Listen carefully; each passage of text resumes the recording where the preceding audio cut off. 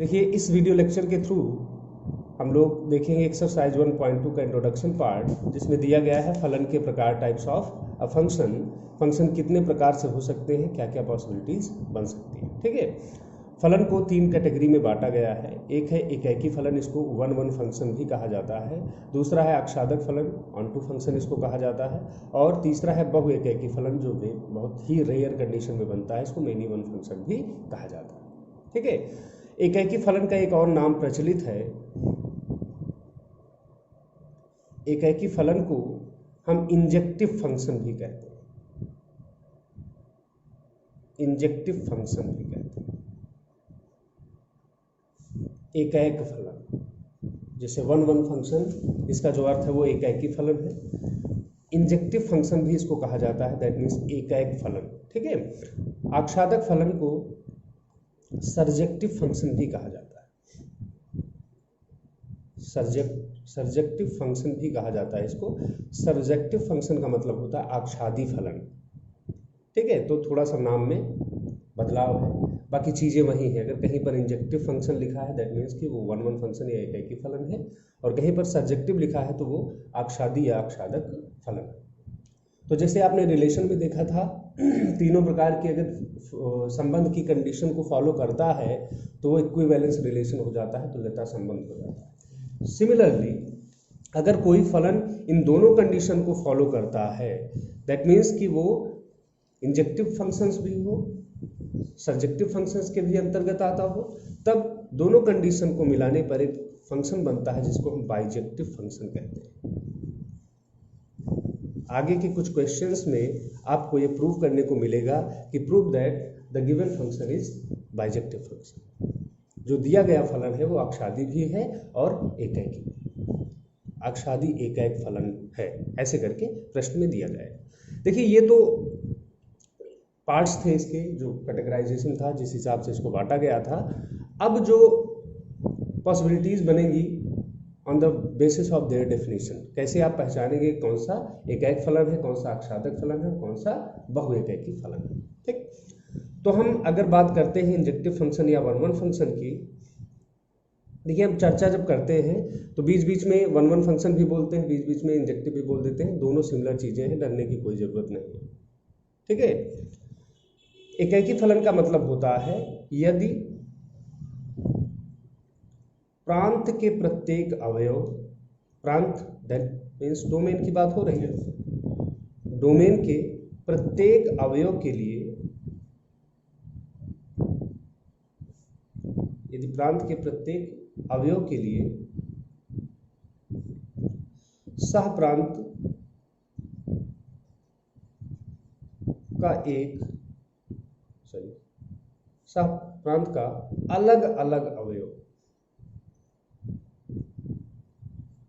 सह प्रांत यहाँ पर रेंज की बात हो रही है। सह प्रांत, सह मीन्स साथ देने वाला, प्रांत, तो जैसे आप वहाँ पर प्रांत और परिसर की बात करते थे, यहाँ पर प्रांत और सह प्रांत की बात करेंगे, और सह प्रांत के जो अवयव हैं वही रेंज कहलाएंगे। ठीक है, रेंज और सह प्रांत में बहुत थोड़ा सा धागे भर का फर्क है। ठीक, सह प्रांत के वही अवयव जो प्रांत के अवयव से संबंधित होते हैं उन्हें हम कहते हैं परिसर। समझ में आएगा? अगर आप किसी बाग में, किसी ग्राउंड में क्रिकेट खेलने गए तो आप जितनी दूर तक क्रिकेट खेलते हो कवर कर लेते हैं, जितनी दूर तक आपके स्ट्रोक जा सकते हैं, शॉट जा सकते हैं, उतनी दूर को हम परिसर कहेंगे। पूरी बाग को, पूरे ग्राउंड को नहीं कहेंगे। इंटरनेशनल क्रिकेट देखते हो, इंटरनेशनल क्रिकेट में जो इनकी मैक्सिमम डिस्टेंस होती है, कहो 120 मीटर पे 6 मार दें, 115 पे मार दें, 125 पे मार दें, लेकिन अगर वहीं पर उसी ग्राउंड में बच्चे खेलने जाएं तो उनकी मैक्सिमम डिस्टेंस 125 थोड़ी होगी, कहीं 60, 65, 70, तो 70 अप्रॉक्सीमेटली अगर हम राउंड अप कर दें तो बन जाता है परिसर। ठीक, और पूरा ग्राउंड है प्रांत। ये सारी चीजें आपको समझना। ठीक है, तो यदि प्रांत के प्रत्येक अवयव डोमेन के लिए सह प्रांत का अलग अलग अवयव संबंध रखता हो, अलग अलग अवयव संबंध रखता हो, तो उस फलन को हम कहते हैं इंजेक्टिव फंक्शन या वन वन फंक्शन।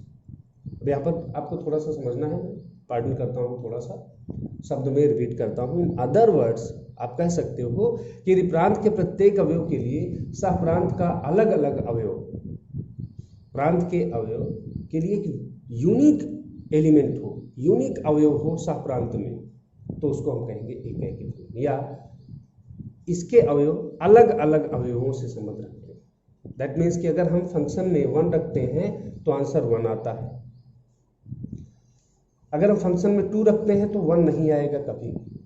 ये चीज समझ लो कि अगर 1 1 से संबंधित है तो 2 कभी भी 1 से संबंधित नहीं हो सकता। 1 1 से संबंधित है तो 2 1 के अतिरिक्त किसी से भी संबंध रख सकता है, वेयर एज 1 से संबंध नहीं रखता। आक्षादक फलन, इसको अगर हम डिफाइन करें तो यदि प्रांत के, यदि सह प्रांत के प्रत्येक अवयव, अवयव का मतलब जितने डिजिट्स उसमें बनेंगे, जितने ग्रुप ऑफ एलिमेंट्स होंगे, यू कैन से, ठीक है, ग्रुप ऑफ डिजिट्स होंगे, यदि सह प्रांत के प्रत्येक अवयव प्रांत के अवयवों से संबंधित हो, अवयवों से संबंधित हो, दैट मीन्स कि जितने भी एलिमेंट्स सह प्रांत में बन सकते हैं। फॉर एग्जाम्पल अगर हम कोई सेट लेते हैं 0 से लेकर 10 तक, तो 0 से लेकर 10 तक की जितनी भी नंबर्स हैं वो प्रांत के नंबर से संबंधित हो जानी चाहिए, चाहे वो एक एक करके संबंधित हो और चाहे भिन्न भिन्न प्रकार से संबंधित हो सकते हैं। राइट, पॉसिबिलिटीज तो बहुत सारी बन सकती है ना, ठीक। तो यदि सह प्रांत के प्रत्येक अवयव, सह प्रांत को हम कोडोमेन भी कहते हैं, कोडोमेन, ठीक है, प्रत्येक अवयव प्रांत के अवयवों से संबंधित हो जाएं, अर्थात प्रांत के लिए परिसर बन जाए, प्रांत के लिए रेंज बन जाए। वही हमने बताया था कि जितने में संबंध होगा उसी को रेंज कहेंगे। सारी चीजें रेंज के अंतर्गत नहीं आती, ठीक, रेंज के रेंज में सारी चीजें नहीं आएंगी। अर्थात प्रांत के लिए परिसर बन जाए तो इस प्रकार के फलन को हम सर्जेक्टिव फंक्शन या ऑनटू फंक्शन कहते हैं, आक्षादक फलन कहते हैं। बात समझ में, ठीक। तो यहां पर बात यह है कि अगर मान लीजिए आपके पास सह प्रांत है, कोडोमेन है, सह प्रांत में 3 संख्याएं हैं, 1 2 3, और प्रांत में जो संख्याएं हैं वो मान लीजिए आपके पास 5 है, 0 1 2 3 4 5, ये प्रांत है और ये सह प्रांत मान लीजिए, ठीक। अब इसमें क्या कह रहा है कि सह प्रांत के प्रत्येक अवयव, सह प्रांत में टोटली 3 एलिमेंट्स हैं, इससे ज्यादा तो है नहीं। अब ये प्रत्येक अवयव प्रांत के अवयव से संबंधित होने चाहिए। सपोज दैट कंडीशन कुछ ऐसे बनती है कि 0 दैट इज रिलेटेड टू 1, ये 1 से संबंधित है, 1 जो है वो 3 से संबंधित, 2 जो है वो भी 3 से संबंधित, 3 जो है वो 2 से संबंधित, 4 जो है वो 1 से संबंधित है, and 5 is also related with 2। ऐसा आप कह सकते हो, एक ये कंडीशन बनती है। लेकिन मान लीजिए ये तो सह प्रांत के प्रत्येक अवयव प्रांत के अवयव से संबंधित है, प्रांत के लिए रेंज बन जा रहे हैं, प्रांत के लिए परिसर बन गए, ठीक। तो इस कंडीशन में हम कहेंगे कि ये जो फलन है, जो दिया गया फलन है, वो आक्षादक फलन होगा या ऑनटू फंक्शन होगा। समझ में आ गई बात? देखिए, जरूरी ये नहीं कि इसके सारे एलिमेंट्स इससे संबंधित, ये जरूरी नहीं, यहां समझ लें कि ये सारे एलिमेंट्स संबंधित होने चाहिए बस। तीसरा पार्ट है बहुएकैकी फलन या मेनी वन फंक्शन। इसकी जो डेफिनेशन है वो ये है कि यदि प्रांत के जो आपका डोमेन है उसमें यदि प्रांत के, मान लीजिए प्रांत में कुछ अवयव हैं, सह प्रांत में भी कुछ अवयव हैं, और प्रांत के अवयवों का सह प्रांत के अवयवों से संबंध होता है, वे भी जानते हैं, और जितने अवयवों से संबंध होता है वही रेंज होता है, वही परिसर होता है। बात समझ में आई? ठीक। तो यदि प्रांत के एक से अधिक अवयव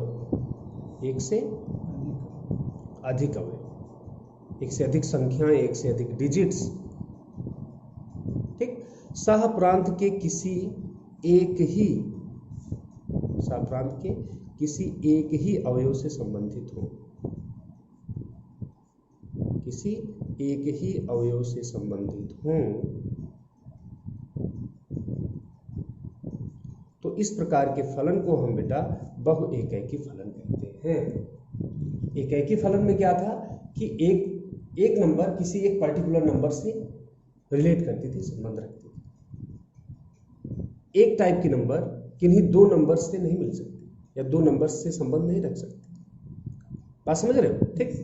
यदि प्रांत के एक से अधिक अवयव सहप्रांत के किसी एक अवयव से संबंधित हों, ठीक, तो इस प्रकार के फलन को हम क्या कहते हैं? बहुएकैकी फलन कहते हैं। ठीक है।